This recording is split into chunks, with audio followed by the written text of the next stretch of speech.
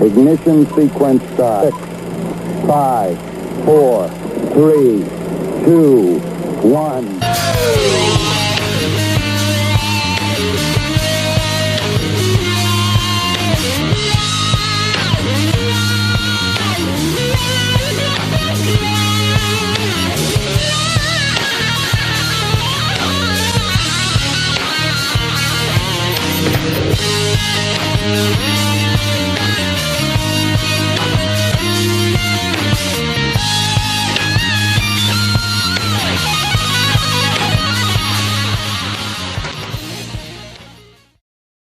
You know, so sure. So you know, take his time, and but it's interesting you asked that, because I would like to say I just really soaked it all up, but there wasn't really time for that. You know, there wasn't much time, and that's understandable. You know, like I said, I hear that from a lot of guys. You know, it goes by so fast. It does. You know, and you know, it's not necessarily that it goes by fast and then it's over. I mean, you know, in my opinion, you know, as musicians, we just go through different phases of it, you know, and it's not necessarily that it ever completes. You know what I mean? Yeah. Well, in my case, it was kind of over, you know, because of the whole getting fired thing. You know, it was pretty instant. You know, my goodbye to the band was snap. You know, so when was that? Was that the early 90s? That was late 94 or 95. Yeah. Yeah. So it was, you know, 1 minute I was, you know, in the band with some problems, and the next minute I was out. So I was not in the band. So it was distressing, to say the least. You know, because these were my best friends, my only friends. And in my business, and it was all gone. So, but you know, just lessons to be learned, all that, you know. Well, I think that would be the case for. I mean, if we're all being real with ourselves, you know, there's probably things that we all look back on, you know, have regrets about and things like that, you know. But but still, I mean, it's one of those things that all paints that big picture of the story of, you know, what happens in your life and who you are. I mean, and certainly that wasn't the end. I mean, you know, because you did wind up going on, and dude, you've worked with a lot of amazing people even since that happened in the 90s. You know, I mean hell, I know my friend Will Champlin, his father, Bill Champlin. Mm-hmm. I mean, good friend of mine. Right. I know for a fact that you worked with Bill for a little while. I mean, I've seen the videos and stuff of you guys on stage, and what an amazing songwriter, you know. Oh, yeah. I mean, Bill's written some amazing stuff. You know, I mean, a lot of people don't realize that some of the songs that people consider their favorite tunes, you know, were not written by the people that are necessarily performing them. Right. You know, and Bill Champlin and David Foster are two people that come to mind, you know, who wrote so many of these huge hits. Yeah, that's for sure. I mean, for crying out loud, it's like, you know, Bill Champlin and David Foster together, I believe, wrote After the Love Is Gone by Earth, Wind, and Fire. You know, and some of that stuff, man, it's incredible, you know. And I think, if I'm not mistaken, Bill also wrote the theme for In the Heat of the Night. Yes. You know, which that was one of the videos I saw. I didn't even know you were working with Bill when I was watching that video. I just stumbled upon it. And then the video kept panning over, and that was like, man, that bass player looks really familiar.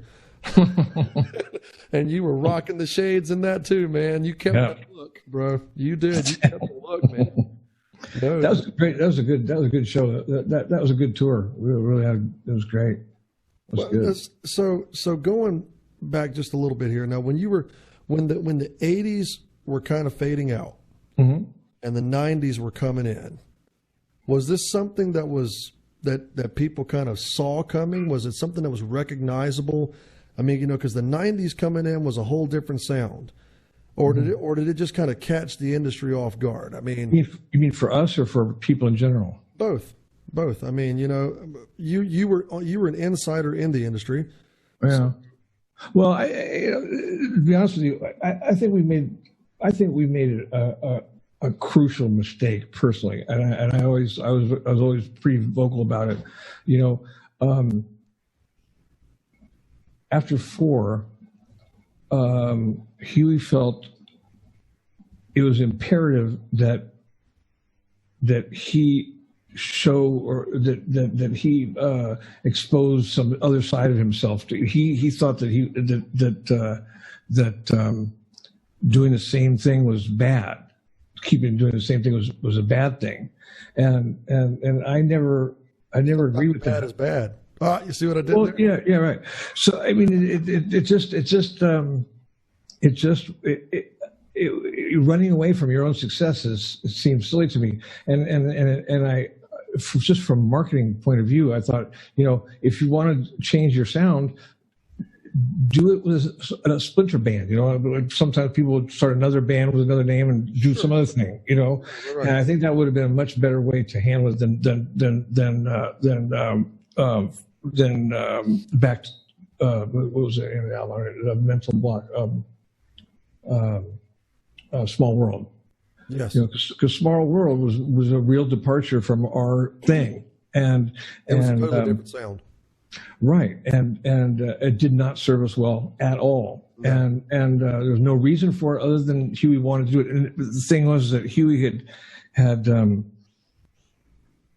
dynamics of the band had changed. It was a real democracy for a long time, and then it kind of became kind of like the gospel according to Huey, and he became a much more heavy-handed leader, than he had been. He'd always looked to us for more suggestions and more input than he did after a while. So I thought that Small World was kind of like feeding an audience of people who drink Coca-Cola 7-Up. Right. And it never made much sense to me, but that was kind of the beginning of the end, for commercially for the news, and but those are decisions that apparently weren't mine to make. So. And there was, if I'm not mistaken, you guys were also on the soundtrack for Back to the Future Part 2. I mean, wasn't that when Back in Time came out? No, Back in Time was a flip side of Power of Love. That was a flip side of Power of Love. Okay. Yeah. For some reason, I think. Well, it was used more in the second one. In the next movie, they used it, but they used both of those songs in all of them. Right. Okay. Power of Love had legs just because they just used it on everything. Sure. Anytime, yeah. So, which is great. Oh yeah, hey dude, you can't argue with that. I mean, you guys bought me dinner tonight. Oh hey dude, no doubt. I mean, and hey, since we're there, I mean, we might as well go there with Ghostbusters too, man. Yeah. I mean, really, that was so obvious. It was like, there's no way you guys were not going to get credits on that. Yeah. I Want a New Drug, Ghostbusters theme. I mean, it's so blatantly obvious. Yeah, one thing a lot of people don't know is that in Ghostbusters, when we in the way I Want a New Drug starts is that the Purple Haze riff. Whoa, whoa. Yeah. You know that? You know what I'm talking about? Is that the guitar riff at the beginning? Oh yeah. Well, that's from Purple Haze. In case you didn't know, that's okay. And I didn't know that's where you got it from, but now that you said so the tip of the hat to Jimi Hendrix. Right. And now, on Ghostbusters, at the very beginning, as it's fading in, they do that. They even do that. I've never noticed that. It's just yeah. I remember the whole fade in with the eerie sound, and then yeah. Well, if you listen real hard, you can hear the woo woo. Yeah. So there was no denying it. No, there really wasn't. I mean, we didn't. It wasn't our idea to do the lawsuit. That was Bob, our manager, said we just can't not. He just said we just can't let him. Can't let it slide. Manager. Yeah. But and the thing that made it obvious was that they had asked us, the Columbia Pictures asked us for I Want a New Drug for the movie, and we gracefully declined. We said we can't. We were going to release it for a single soon, so that was the reasoning. It was going to be a single. So it was going to be a single. Yeah, And you guys didn't think was there no way to maybe kind of combine those two? Like have a single plus. We didn't think so. Movie. Well, first of all, the movie hadn't been made. It wasn't a hit yet. Okay. I mean, it might have been really silly. And wow, there's a really weird flashing light behind my head. Yeah. There's a light glare right there. Oh, sorry about that. Still doing it. Wow. Sorry, guys. It's the sun. There How's that? Better? Yeah, that's a little better. Yep. Okay. We didn't know what kind of movie it was going to turn out to be. As it turned out, we found out that all the rough, I almost dropped my computer, all the rough cuts of Ghostbusters, all the rough cuts were done with I Want a New Drug. They had been using it, and that's why they wanted it so badly, because they had already fallen in love with it in the movie, because they were doing all the rough cuts with I Want a New Drug in it. Sure. And so when we said no, we wouldn't let them have it. They felt like they had nothing else to do but to hire someone to write them a new version of it. That's what they did. And I tell you, man, I know it was a different perspective for you, but me growing up as a kid, man, that song just got stuck in the head. And then I remember, because rock and roll came around a little bit later for me. I grew up training as a classical vocalist. Oh, no kidding. And I did that, in that's a hard life. Courses and things like that. Huh. And, but the teenage years, man, the rock and roll bug bit, and I got into the Beatles and all that kind of stuff. And from the Beatles, that led me to other bands. I got real big into Pink Floyd and things like that. And, and then all of a sudden, I got into that late 70s and 80s sound, man. I just dug it. I loved the keyboards and things like that, So, and I remember the first time I heard I Want a New Drug. I mean, the first time I heard that, I was like, man, that sounds a lot like that Ghostbusters song I used to listen to when I was a kid. Oh, really, huh? Oh, you heard it the other way around. That's funny. Well, see, because I was a kid when Ghostbusters came out. Right, okay. And I wasn't studying rock and roll at that point when I was, 4 and 5 years old. So all I remember is, something strange in the neighborhood. I remember that stuff, and then all of a sudden I was like, man, that's, wow, maybe that's like the original song or something. And, and then I kind of went out and did the homework on it and everything. And I was like, what in the hell? That guy completely ripped them off. Yeah. Yeah. But dude, I mean, those songs are so ingrained in the mind of anybody who went through there, because good Lord, I mean, you're talking about two of the most I would say the most well-known series of movies right there, were arguably like Indiana Jones, things like that. Back to the Future and Ghostbusters are right up there with those. And you guys left your stamp on that stuff, man. Yeah. And we got to enjoy the Ghostbusters movie, without even writing it. Without doing anything. Well, I mean, in one way that's true, and in another way it's not, because they would have never been inspired by the song if you guys wouldn't have written the original. Yeah, well, it's not like they didn't get a lot of mileage out of my bass part, Oh my God.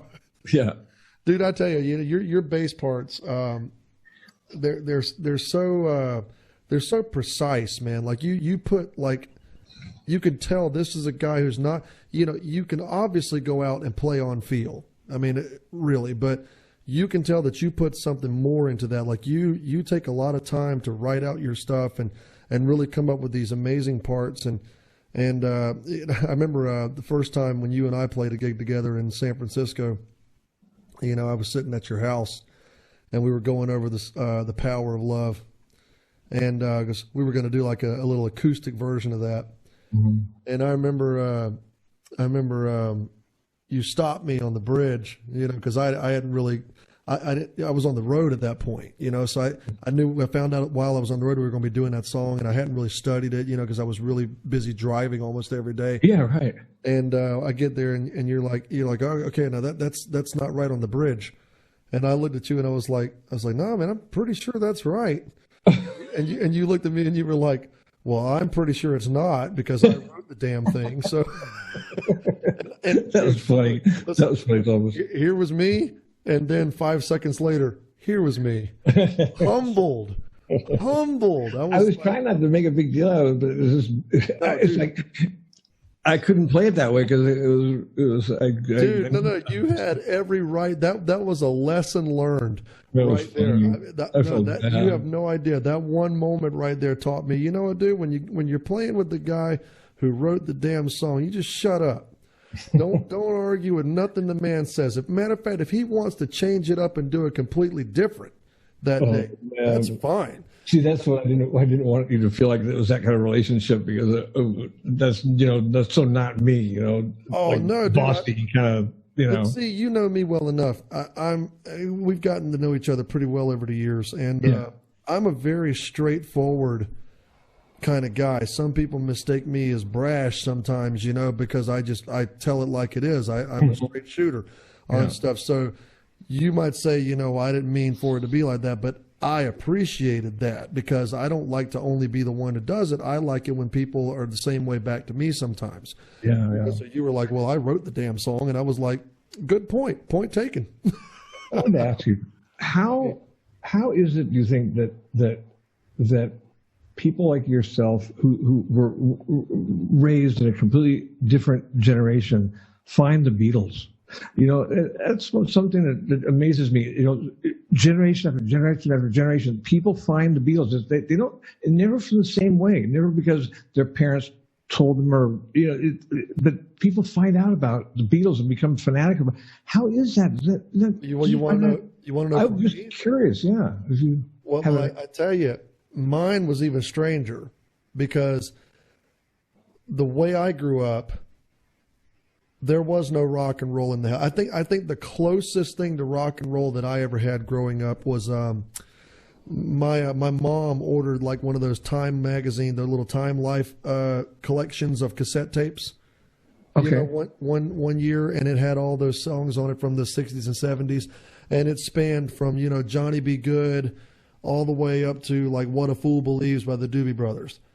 And that was the only thing that I ever had for rock and roll in the house. I mean, and those were even in her collection, you know, that her and my dad kept in their room. And, you know, because other than that, I grew up, like I said, in classical competitive choruses. My dad loved Southern gospel music. And we would go to these old school Southern gospel singings and things like that, you know, where all the quartets and things would all get together and sing. And so there was no real thing to it, you know. And then one day, I remember just stumbling upon it one day. I was listening to the radio, and I believe, if I'm not mistaken, did you remember what song it was? Yeah, it was A Day in the Life, and that really caught me because A Day in the Life has the strings in it, you know, to lead up into that big climax in the song and goes right into the dun, dun, dun, dun, woke up, got out of bed. You know, it leads into that. And I loved this sound. And I remember hearing that, and that made me want to hear more, you know. So some people catch the Beatles starting with the early stuff, and that wasn't the case for me. I mean, I love the early stuff too. I'm one of those guys who I don't just appreciate one section of the Beatles, I appreciate all of it. But if I had to pick a time period of the Beatles that really, you know, that I really gravitated toward, I would say it was Sgt. Pepper and beyond. Right. Okay. You know, and things that really hit me when they started incorporating, you know, the classical sounds and the strings and and things like that into it. And I remember I was so drawn to John Lennon. Yeah. John Lennon to me was the rebel. I mean, that dude was something about that guy and his denim jacket with the New York T-shirt and the long hair and the where are they at, man? I know. Hold on one second. I know I got these things somewhere. I mean, dude, I mean, I'm like totally inspired. There you go. Yeah. Like all the time, dude. I mean, I love the vibe. And I thought, you know, and I know John Lennon had some stuff in his past. You know, every time I tell people, you know, that I'm a big John Lennon fan, you know, some warrior out there wants to go, yeah, you know, he was kind of an asshole. And I'm like, well, okay, well, look here, I don't care what the dude was doing in his personal life. He'll answer for those problems, you know, one day. But that's not my problem. I was talking about the music and the songwriting. And when I remember I went beyond the Beatles and got into John's solo stuff too. And I really heard songs from a guy that I could tell had like a different outlook on life. I mean, you know, because he had been through the pain, and you could hear through that. You could hear through songs like "Mother," you know, that solo song of his, "Mother, you had me, but I didn't have you." I mean, that's a painful song. Yeah. And then he would write these beautiful songs, you know, and I always felt like his experiences in life defined everything that made it possible for him to write this music. And you know, but when you look at the Beatles as a quartet, you know, every one of them, in my opinion, brought that different aspect. You know, John brought the rebel, George brought the artist, you know, Paul brought the love and the things like that, you know, the pop type thing, and Ringo brought the, you know, the nerd type vibe, you know. I mean, it just all made this one perfect thing for me. Yeah. And that's why anytime someone asks me, you know, like, who's your top 5 bands? I mean, man, the Beatles are like always number one. Yeah. And then I find my other bands kind of switching in and out. I mean, I bring up Huey and the News all the time, you know, but you know, I mean, I'm also drawn to bands like Pink Floyd and Supertramp, you know, Rush, bands like that, you know, because I got really into progressive rock and you know, so, but that what's called arena rock now, you know, that stick sound and things like that, you know, I really love that kind of stuff too. But the Beatles, man, that was the beginning of it for me. And I think my situation, my way of finding out about the Beatles was really just kind of random, to be honest with you, because I wasn't exposed to it. Nobody in my family ever dug it. I mean, you know, and that seems to be the case with a lot of people. Many people find the Beatles that don't start off listening to pop music. No, definitely not.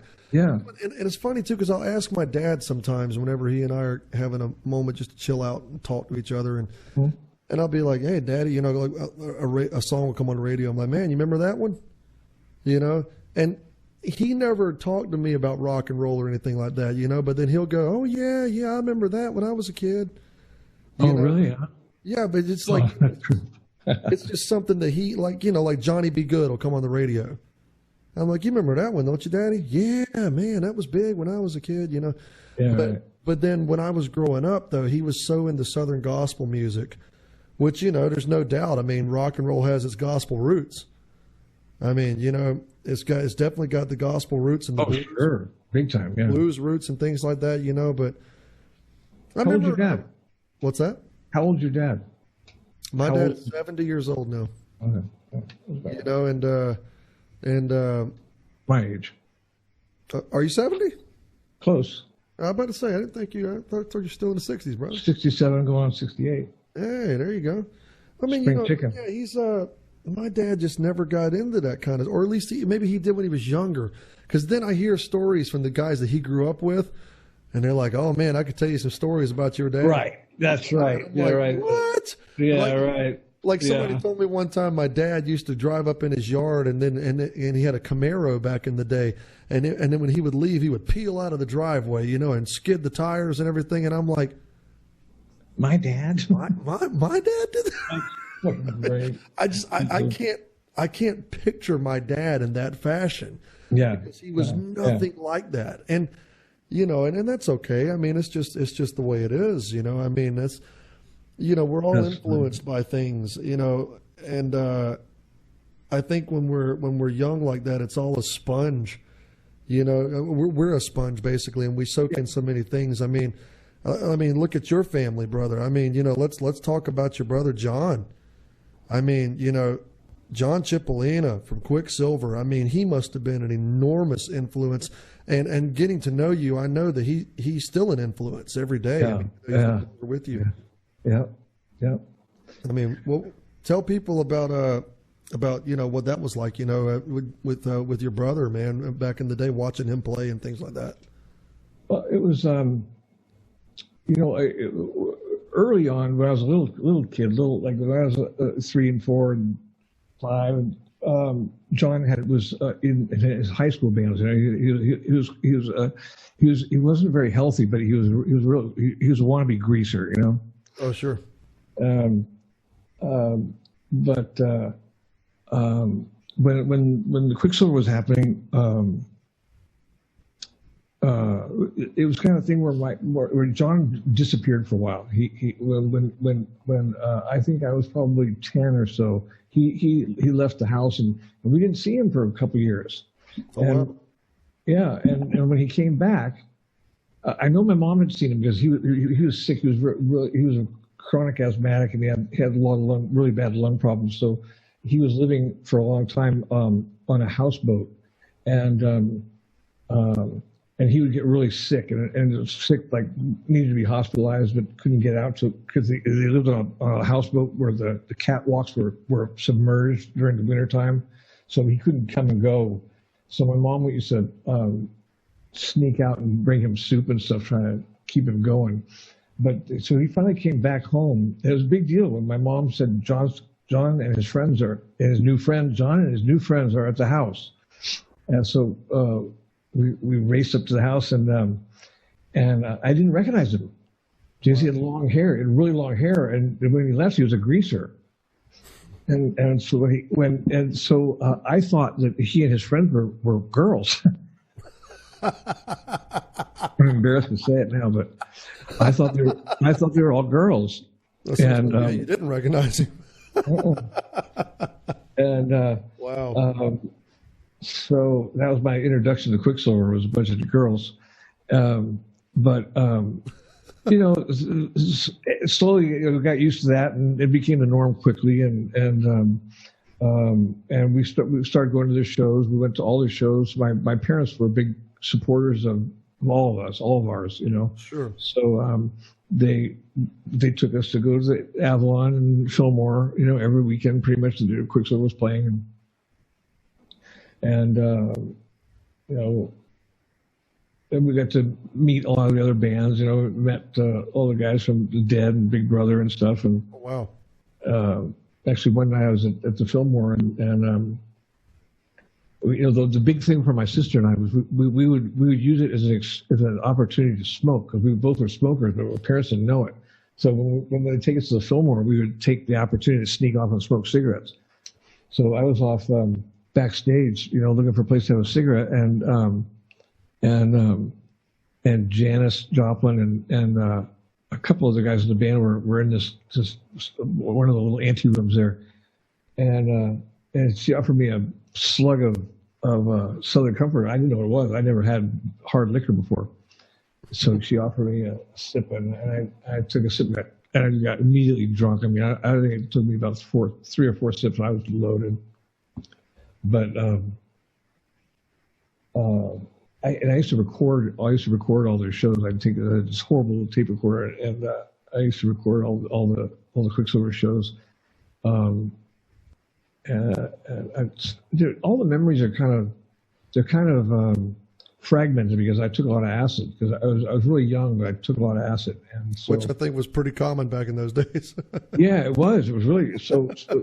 Figure You're not alone in that venture, Mario. No. So, but from age 11 on, my memories get kind of crazy, kind of fear and loathing, fear and loathing in junior high school. No, and correct me if I'm wrong. Wasn't one of your brother John's guitars displayed at the Rock and Roll Hall of Fame for a while there? It still is. Still is, yeah. Yeah. I see his amp setup. Did you see the picture of that? Yeah, you did. You showed me a picture, man. That's incredible. I mean, the setup, man. It was just, I was like, holy crap. Yeah, in 1968, he had a Triumph guitar rig, which was pretty outrageous. I mean, there was no such thing as a bi-amp PA system till mid '70s. You know. Sure. I mean, speaking of the Rock and Roll Hall of Fame, dude. I mean, I gotta say, I think the News's day is numbered, bro. It's gonna happen. It's gonna happen one day. I don't think so. Why not? I don't. I think I don't see how they could deny it.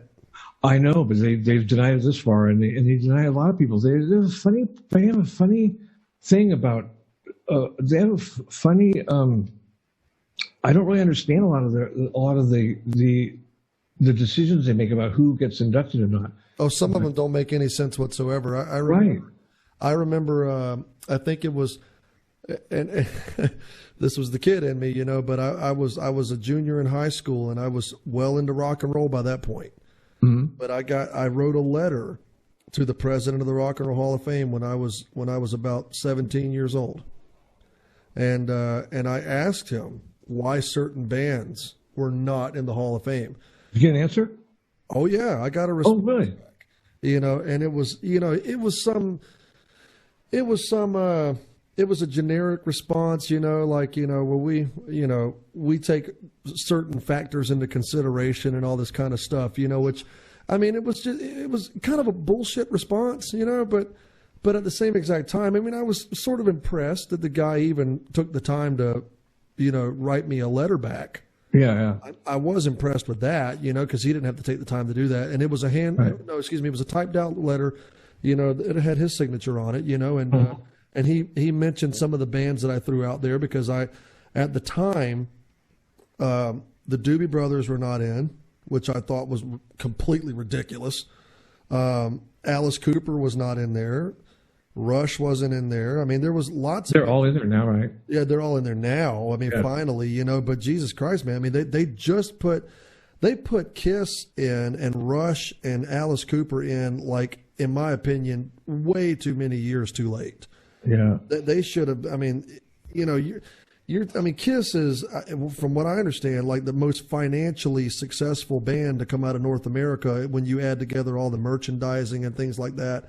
Right. And the fact that they were not in the Hall of Fame until just a stone's throw of years ago just blows my mind. I mean, I didn't understand it. So I think, looking at that and knowing how long it took them to even induct people like Alice Cooper, I mean, for crying out loud, dude, Alice Cooper is considered the front runner for theatrical rock and roll.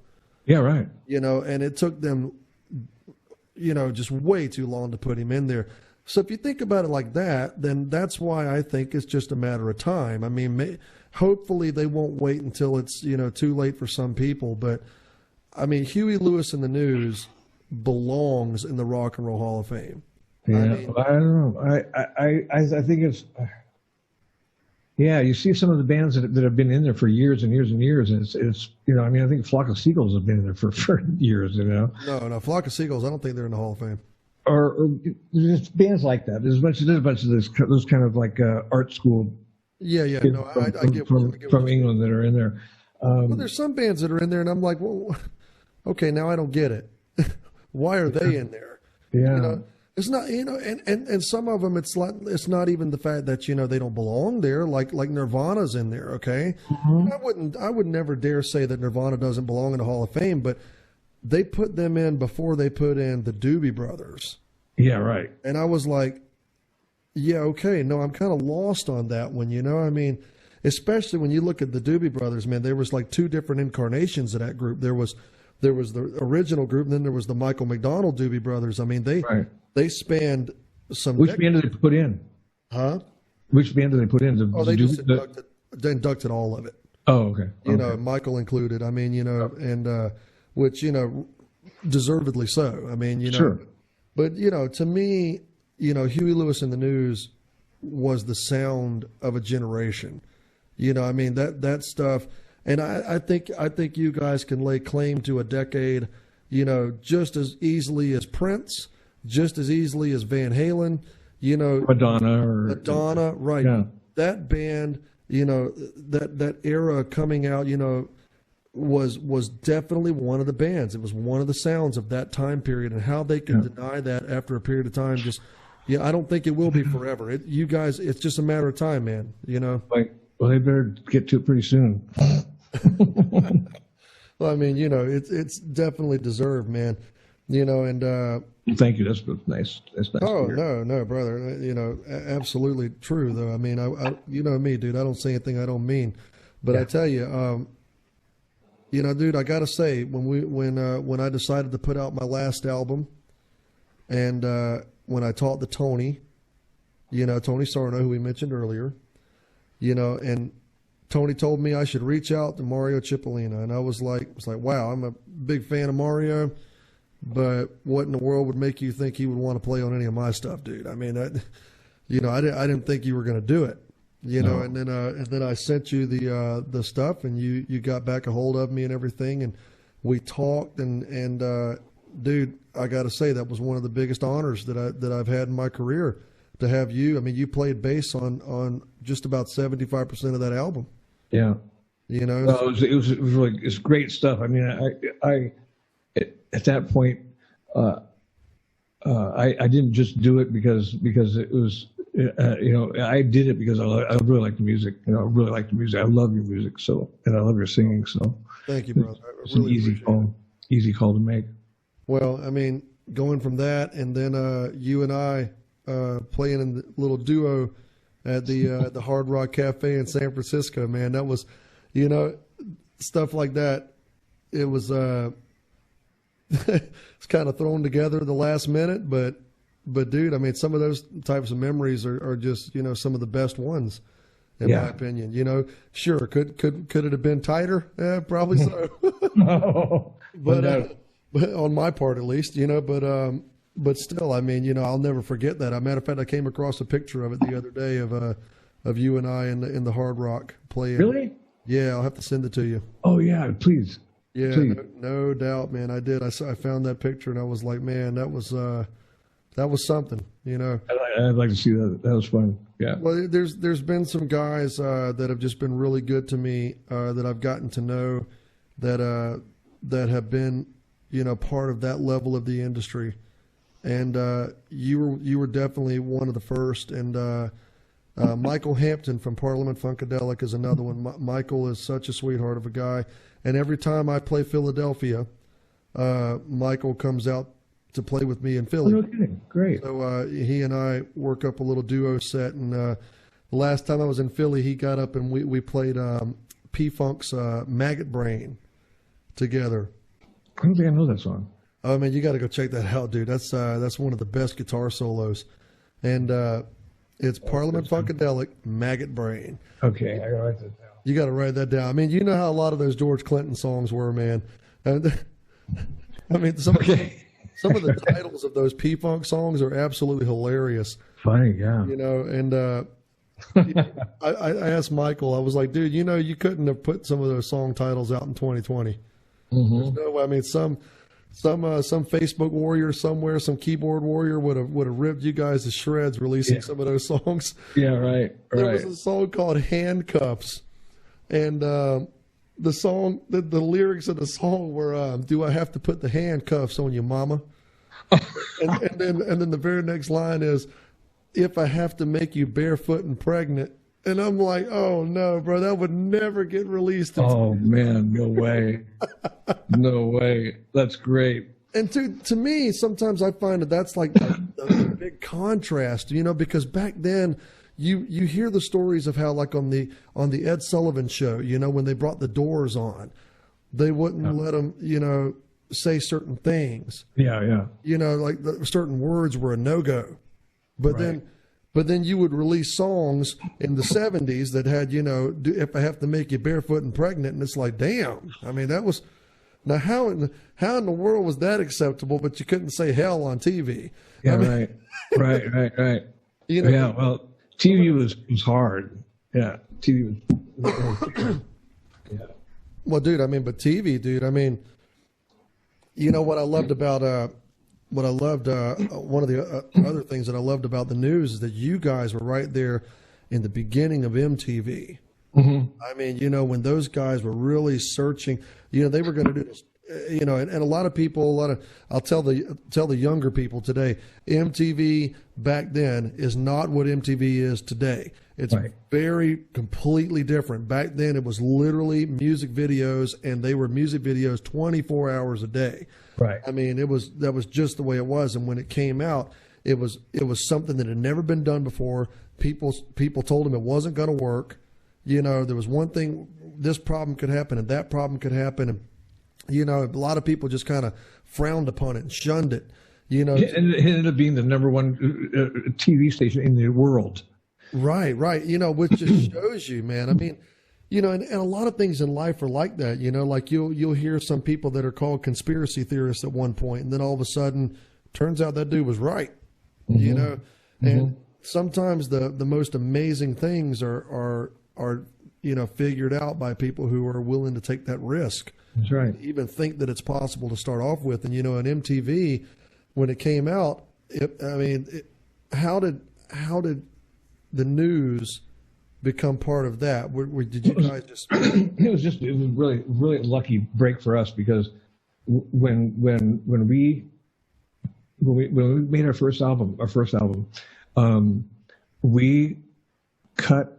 We did a couple of videos. We got some San Francisco State University kids that had they had cameras, you know, and so since we knew these guys, we got them to come and shoot videos, and we would write, quote unquote, write the storyboard, and they would film it, and right about the time we finished the first batch of 2, MTV came on the air, and literally at that just same time, and so here's a new band and that had some videos, and here's a TV station that has no content. So it was so match made in heaven. Yeah, we gave them content. I mean, it wasn't great, but it was something to put on the air. So it was really lucky for us, because that was a big part. We didn't get any radio airplay, but we got a lot of MTV airplay. So people were hearing about us, you know, whereas if we had if we'd had an album out 2 years before that, no one would have ever heard of us, because there wouldn't have been MTV. So even though we didn't sell albums, we got airplay on MTV, which was good, really big. Which was picking up steam. Yeah. It was a big part of the reason we got successful. So the fact that the music videos that you were giving those guys were getting so much play probably had a direct hand, you know, in the radio stations picking up the songs, and next thing you know, it was like one just fed the other. Yeah. Yep. Well, I tell you, man, you know, Mario, we're gonna wrap this up, brother, but you know, it's been a hell of an interview. You're a great dude. Now, before we close it out, though, before you hang up, after we kill this interview here, we're gonna get a little photo op. I'm gonna do it here, but anyways, you know, everything's been great, dude. I know things are kind of strange right now, the way they are, you know, with everybody having to quarantine and everything, you know, with the pandemic. But I tell you, it's to me, I've kind of enjoyed the downtime in certain ways. Yeah. And you say it hasn't affected you too much, so nope. You know, but dude, I tell you, we're going to be working on the project that you and I spoke about the other day. Like I said, we'll be working on that project coming up soon with Scott Page from Pink Floyd, Stephen Perkins from Jane's Addiction. Yeah. We're going to get Eric Frampton back on the keyboards, who worked with Mother's Finest and the B-52s. Cool. You know, so we're going to have some excellent players, and we're going to work up, I believe, what we say, some Supertramp. Yep. Hell yeah, dude! So we're going to do like a little pandemic video collaboration with all of us together, man. So it'll be fun to record this with you, man, and make it happen again. Yeah. And Mario, nothing but love for you, brother. Thank you so much for being the second guest of the second season of Sitting In with Thomas Claxton, the podcast for all your music industry inquiries. See you later, Thomas. All right. Thank you, brother. Bye, man.